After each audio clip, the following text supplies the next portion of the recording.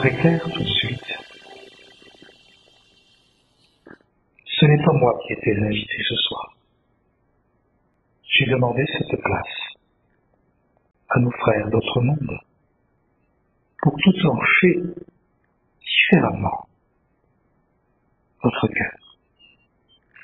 Vous serez sans doute surpris d'apprendre qui s'adresse à vous en cet instant, car c'est la première fois que j'utilise cette façon de faire, et ce sera sans doute l'unique fois. Mon âme, frères et sœurs, est féminine. Bien sûr, cela peut vous paraître étrange, puisque j'utilise un corps et donc une voix masculine. Et c'est à dessein également, de façon à ce que les deux polarités soient mises en évidence et en harmonie simultanément. Mon âme, frères et sœurs de toujours, est celle qui, il y a 2000 ans, a porté le nom de Myriam, du village de Magdala.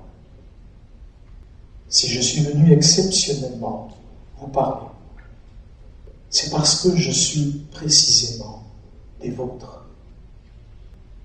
Mon âme est celle d'une femme de la terre. Mon âme a également vécu dans des corps d'hommes de la terre. Elle connaît donc le chemin que vous foulez.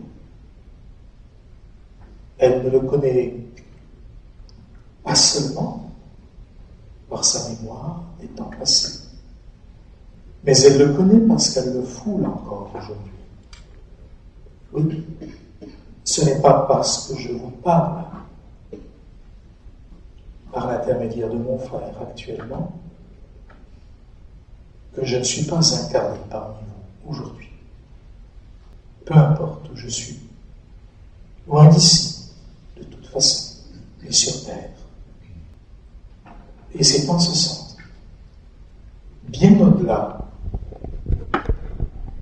de tout ce dont mon nom est chargé, c'est en ce sens que j'ai pensé que ma présence parmi vous et que mes paroles pourraient peut-être constituer pour vous une force supplémentaire. Que suis-je venu vous dire? Rien de bien exceptionnel non plus. Pas davantage que notre frère qui s'est exprimé il y a quelques instants. Je suis simplement venu vous parler en direct de la force qui s'est emparée de moi il y a 2 millénaires. Oui, ainsi que vous le savez maintenant, j'ai été l'épouse en un temps du maître Yeshua. Mais ce n'est pas de Yeshua dont je suis venu vous parler. Je suis venu témoigner de l'impact, de la force qui le faisait vivre, qui était en lui et qui l'offrait. Je suis venu vous parler de l'essence du Christ, puisque c'est de cette essence dont le maître Yeshua m'a nourri. Ce n'est donc pas de l'homme historique que je vous entretiens ici, mais de ce qu'il a intimement habité et de ce dont il nous a fait cadeau et dont j'ai moi-même hérité avant toute autre chose. Pourquoi est-ce que je tiens à vous en parler aussi directement? C'est parce que cette essence-là vous revient de droit. C'est parce que cette essence-là, à laquelle j'ai communié le plus intimement possible et qui a été planté à jamais en mon cœur, attend également d'être planté dans le vôtre. C'est aussi simple que cela, voyez-vous. Ce n'est pas l'essence d'un être, c'est l'essence d'une force qui est à la disposition de tout ce qui est dans l'univers. Le Christ n'est d'aucune propriété.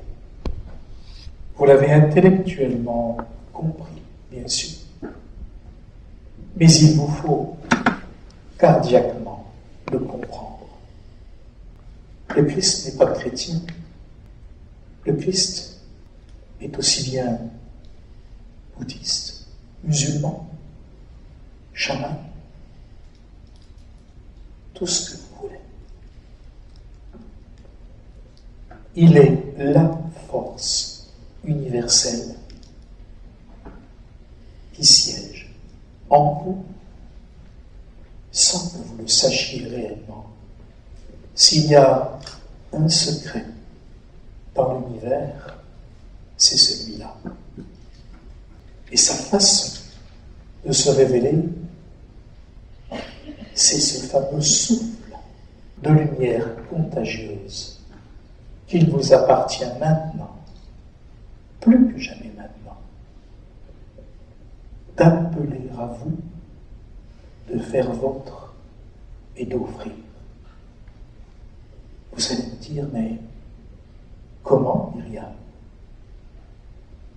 C'est simple pour toi de nous le dire, puisque tu l'as connu, lui. J'ai connu l'homme, j'ai connu le support. Et Dieu sait, non pas comme il était, mais comme il est merveilleux, ce support. Mais ce que je vous dis, moi, c'est qu'au cœur du support, il y a une force incommensurable qui est aussi la vôtre. C'est une force de compassion, une force de don total, une force de vie, une force de compréhension, une forme d'audace incroyable. Et c'est cette audace de vivre, c'est cette audace du vrai, c'est cette audace de la transmutation que je suis venu essayer de stimuler un peu plus en vous. Quittez vos peurs. Elles sont le premier obstacle à votre transformation et au fait que votre monde puisse être contaminé, comme vous l'espérez tant par vos prières. Je suis consciente également que le fait de dire « quittez, abandonnez vos peurs » est simple, est un peu trop simple. Et que vous me direz encore « mais comment quitter nos peurs ?» Il n'y a pas de recette pour cela. Il y a juste la culture de la cohérence. La cohérence, c'est la justesse avec vous-même, avec le niveau de conscience, le niveau de réflexion que vous avez développé. La justesse avec ce qui vous habite au cœur de votre cœur. Vous savez que votre réalité ultime n'a rien à voir avec ce masque physique, ce masque de personnalité que vous revêtez aujourd'hui. Vous le savez. Mais quelque chose en vous n'arrive pas à pousser la cohérence pour en tirer les conséquences et les implications nécessaires dans votre monde. Regardez-vous dans un miroir quelques instants chaque jour et dites-vous qui je suis. Il y a 2 millénaires, je n'avais pas le bonheur de posséder un miroir. Je me souviens avoir passé à de nombreuses reprises 2 très longues heures avec le visage suspendu au-dessus des eaux du lac à me demander « Qui suis-je ? Qui suis-je » Et c'est mon cœur qui m'a répondu à un moment donné. Et mon cœur m'a répondu « Je suis la vie ». Cela n'a pas été plus compliqué que cela. Peut-être estimez-vous, évidemment, que j'étais privilégié. Et tout privilège, voyez-vous, est quelque chose qui nous provient de la nuit des temps, parce qu'on l'a cultivé, on en a facilité l'émergence. Ne retardez plus votre naissance. Essayez de dépasser vos peurs. Mettez-vous à l'épreuve, amoureusement. Regardez-vous avec un regard aimant. S'il y a une définition de moi que je peux vous offrir, c'est celle-ci. Je suis une amoureuse. Voilà ce qui a été la clé en moi. Voilà ce que je vous souhaite, de devenir des amoureux et des amoureuses de la force de vie qui est en vous. Cette force de vie est votre époux ou votre épouse, véritable. Appelez-la. Demandez-lui d'agir en vous. Et c'est le Christ qui agira en vous. Impliquez-vous tout autour de vous, dans le concret, simultanément à cette démarche. Offrez de votre temps, offrez de votre force, offrez sans compter, sans inspirer autre chose que des regards d'amour. Cessez réellement, dans les moindres petits contacts avec autrui, et dans tous les contextes de la vie, de quitter le langage du marchandage, le langage du commerce. Je t'aime si tu m'aimes. Je te donne si tu me rends avec un plus. J'investis en toi. Vous allez être infiniment riche de ce que vous allez donner à partir de l'instant où vous n'aurez plus peur d'agir comme votre cœur sait qu'il doit agir et comme il vous dit qu'il doit agir. Vous n'aurez plus peur, plus la moindre peur, de ce qui se cache derrière votre masque, dès l'instant où vous vous serez adressé au Christ en vous. Vous voulez toujours qu'une force supérieure descende vers vous. Mais avez-vous réalisé que c'est tout autant vous qui devez monter vers la force qui est en vous? Descendre en soi, c'est monter en soi.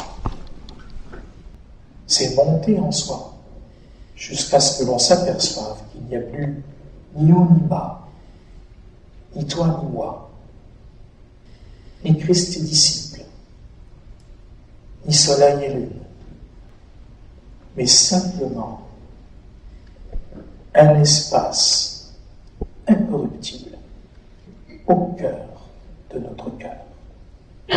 un espace qui résout toutes les tensions. Oh, ne croyez pas, mes amis, que je vous entraîne dans une sorte de rêve.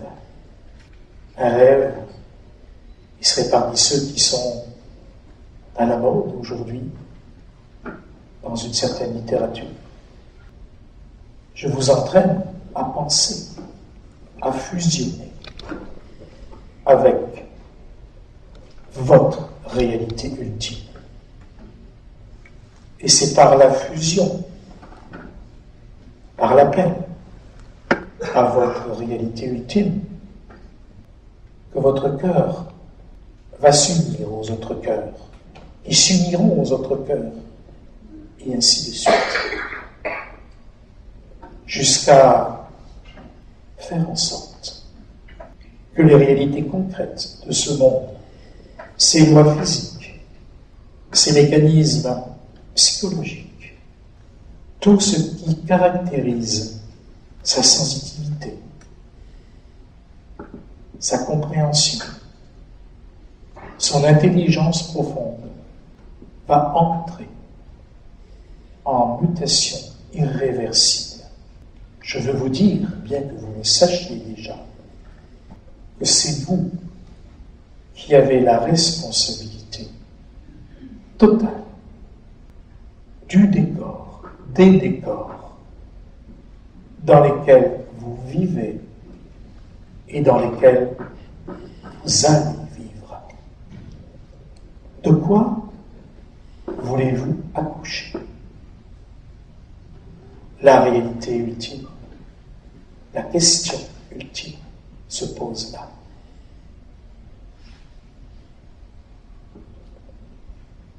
Myriam vous le dit,